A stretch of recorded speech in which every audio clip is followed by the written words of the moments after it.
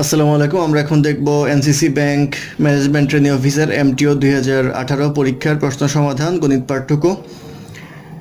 অঙ্ক এসেছিল নাম্বার ওয়ানে ছিল the difference between simple interest and compound interest compounded annually on a certain some of money for 2 years at 8% per annum is টাকা 12.80।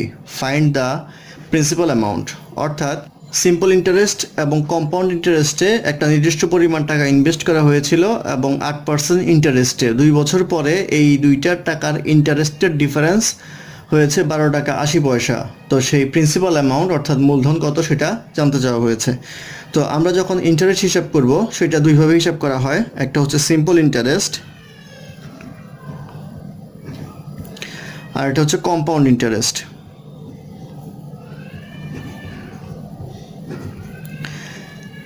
Simple ইন্টারেস্টের সূত্র হচ্ছে interest I equal to NPR। N হচ্ছে এখানে সময়, এন দুইটার জন্য 2 বছর, আর হচ্ছে ইন্টারেস্ট রেট, এটা হচ্ছে আপনার 8% এবং প্রিন্সিপাল হচ্ছে পি। এই প্রিন্সিপালের ভ্যালুটাই আমাদের বের করতে হবে।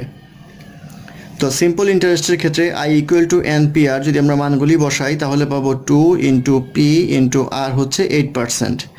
8%কে আমরা লিখতে পারি 8/100 ইকুয়াল টু, এটা যদি আমরা করি তাহলে পাবো পি ইন্টু 4/25 কাটাকাটি করলে অর্থাৎ 4p/25 পাবো। এটা আমরা পয়েন্টে নিতে পারতাম, পয়েন্টে নিব না, কারণ হচ্ছে আমরা যেহেতু ক্যালকুলেটর ব্যবহার করতে পারবো না, সেই ক্ষেত্রে আমাদের ভগ্নাংশ থাকলে হিসাব করতে সুবিধা হবে। আর কম্পাউন্ড ইন্টারেস্টের ক্ষেত্রে সূত্র হচ্ছে C equal to P into 1+r⁴n। C হচ্ছে সুদ আসল অর্থাৎ ইন্টারেস্ট এবং প্রিন্সিপাল দুইটা মিলে। তো আমাদের প্রশ্নে বলা আছে এটার ইন্টারেস্ট এবং এটার ইন্টারেস্ট, সেই ক্ষেত্রে এখানে যে মানটা বের হবে সেটা বের হবে আমাদের প্রিন্সিপাল সহ অর্থাৎ প্রিন্সিপাল প্লাস ইন্টারেস্ট। সেই ক্ষেত্রে শুধু ইন্টারেস্ট পেতে হলে এখান থেকে আমাদের প্রিন্সিপালটা বিয়োগ করতে হবে। তো আমরা এটা আগে বের করি, তাহলে পি ইন্টু 1 প্লাস আর হচ্ছে 8%, 8%কে লেখা যায় 8/100, এন হচ্ছে 2, 108/100 whole square, P into 27/25 whole square equal two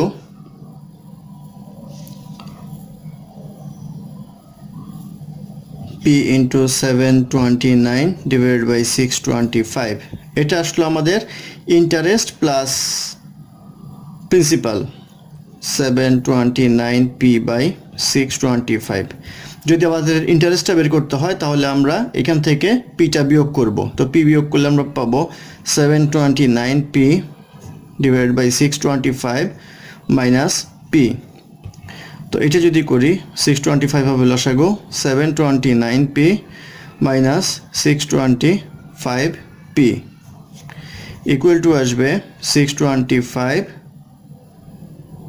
104p। তো এটা আসলো আমাদের ইন্টারেস্ট অর্থাৎ কম্পাউন্ডের ইন্টারেস্ট। তাহলে সিম্পলের ইন্টারেস্ট আছে এইটা, কম্পাউন্ডের ইন্টারেস্ট আসলো এইটা। তো কম্পাউন্ড যেহেতু চক্রবৃদ্ধি হারের প্রতি বছরই ইন্টারেস্টের উপর ইন্টারেস্ট হয়, সেই ক্ষেত্রে এটা অবশ্যই বেশি হবে এবং এই অ্যামাউন্টটা কম হবে। তো আমাদের প্রশ্ন মতে যেটা বলা হয়েছে সেটা হচ্ছে এই ইন্টারেস্ট মাইনাস এই ইন্টারেস্ট ইকুয়াল টু হচ্ছে 12.80। তাহলে আমরা লিখতে পারি 104p divided by 625 minus 4p/25 equal to 12.80।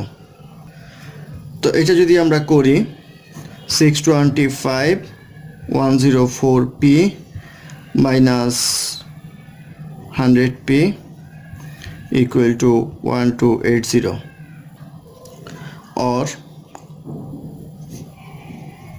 4p/625 equal to 12.80 or p equal to 12.80 into 625 divided by 4 equal to আসবে 2000।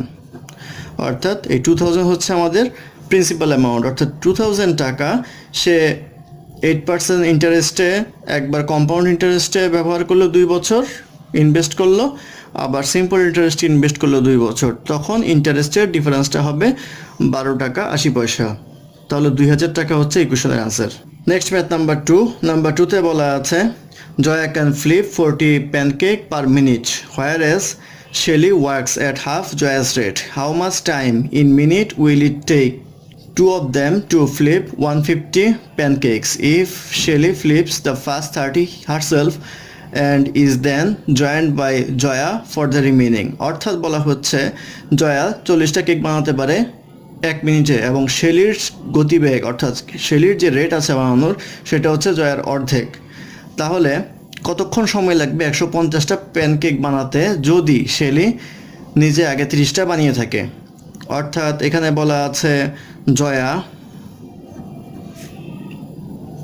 কেক তৈরি করতে পারে 40টা পার মিনিট এবং আছে শেলি বলা আছে Shelly works at half Jaya's rate, অর্থাৎ জয়া যে রেটে করে তার অর্ধেক রেটে করে। তো জয়া যদি 40টা বানায় তাহলে সে বানাবে 20টা পার মিনিট। এখন বলছে আমাদের 150টা কেক বানাতে হবে, টোটাল 150 কেক বানাতে হবে, কত সময় লাগবে? তো 150 কেক বানানোর ক্ষেত্রে বলা আছে শেলি 30টা কেক বানালো আগেই নিজে একা, তাহলে শেলি 20টা কেক বানাতে সময় লাগে 1 মিনিট। তাহলে একটা কেক বানাতে সময় লাগবে 1/20 মিনিট। তাহলে 30টা কেক বানাতে সময় লাগবে 20/20, উপরে থাকবে 30 মিনিট, ইকুয়াল টু আসবে 1.5 মিনিট, অর্থাৎ 1.5 মিনিট সময় লাগবে এই 30টা কেক বানাতে শেলির। এখন যেটা ঘটনা ঘটবে সেটা হচ্ছে জয়া এবং শেলি একসাথে কাজ করবে। তাহলে যেহেতু 30টা কেক বানানো হলো, কেক বাকি থাকবে 150টা টোটাল বানাতে হবে, 30টা বাকি বিয়োগ করলে আসবে 120টা কেক, অর্থাৎ এই দুইজন মিলে 120টা কেক বানাতে হবে। তো এই দুইজন মিলে যদি কাজ করে তাহলে দেখা যায় 60টা কেক বানাতে পারে পার মিনিট। জয়া বানাবে 1 মিনিটে 40টা, একই 1 মিনিটে শেলি বানাবে 20টা, তাহলে 60টা বানাতে পারবে 1 মিনিটে। তো আমাদের 60 কেক বানাতে পারে জয়া এবং শেলি 1 মিনিটে। তাহলে একটা কেক বানাতে বাই 60 আর 120টা কেক বানাতে সময় লাগবে ইন্টু 120 ইকুয়াল টু আসবে 2 মিনিট। তাহলে জয়া শেলি একা লাগছে 1.5 মিনিট এবং জয়া আর শেলি যদি একসাথে কাজ করে বাকি কতগুলি কেক বানাতে লাগছে 2 মিনিট। তো টোটাল লাগবে আমাদের 3.5 মিনিট, অর্থাৎ 3 মিনিট 30 সেকেন্ড সময় লাগবে। এটা 3.5 মিনিট দিলেও অ্যান্সার হবে অথবা 3 মিনিট 30 সেকেন্ড দিলেও অ্যান্সার হবে। ধন্যবাদ আমাদের সাথে থাকার জন্য। আমাদের চ্যানেলটি ভালো লাগলে লাইক, কমেন্ট, শেয়ার এবং সাবস্ক্রাইব করবেন এবং আপনাদের কোনো অঙ্কে বুঝতে সমস্যা থাকলে অবশ্যই কমেন্ট বক্সে জানাবেন। ধন্যবাদ।